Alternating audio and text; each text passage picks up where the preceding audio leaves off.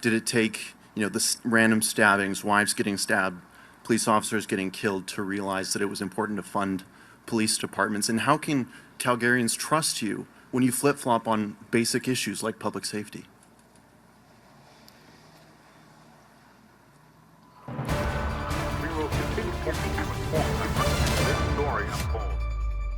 After a massive crime wave has hit Canada as a result of Justin Trudeau's bail policies, allowing a revolving door of criminals coming into prison and then back on the streets where they stab and kill innocent Canadians, Danielle Smith has decided to take action and announce a massive increase into the amount of police officers on the streets of Alberta.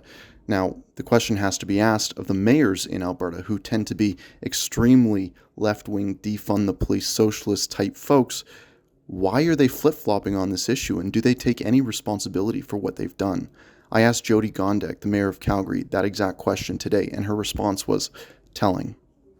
Question for Mayor Gondek, Keean with the Counter Signal. Just a few months ago, a handful of months ago, you were fighting tooth and nail against increasing the police budget, and you were actively supporting defund the police rhetoric. I'm just wondering, when you realized that police forces were not optional, did it take, the random stabbings, wives getting stabbed, police officers getting killed to realize that it was important to fund police departments? And how can Calgarians trust you when you flip-flop on basic issues like public safety?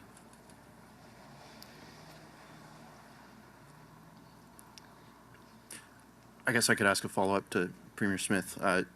You talked about the bail reforms.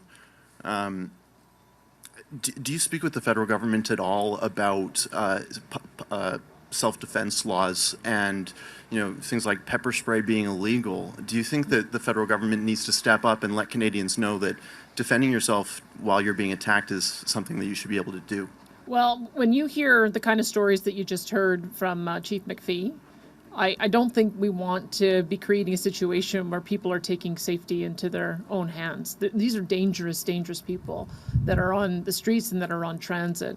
And so our first option is putting officers on the street to make sure that just with the police presence and with the ability to divert either to jail or to treatment, that we're going to be able to resolve this problem. It worked once before. Back in when Mayor Bronconnier was mayor, as well as when Police Chief Hansen was here, they put more officers on the street, and we were able to break the back of crime. So that's what we're going to do.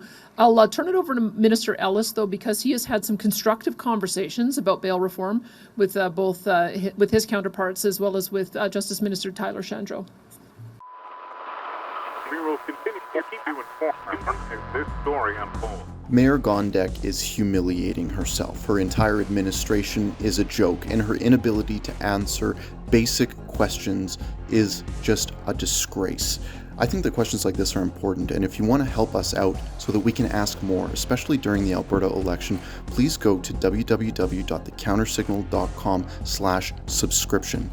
Go there and subscribe. The link is in the description of this video here. And if you can help us out for a couple pennies a day, we can do more work like this, work that journalists across the province and country refuse to do. Basic questions, honest questions, questions that everyone's thinking, but CBC journalists are too afraid to ask. Go to www.thecountersignal.com/subscription.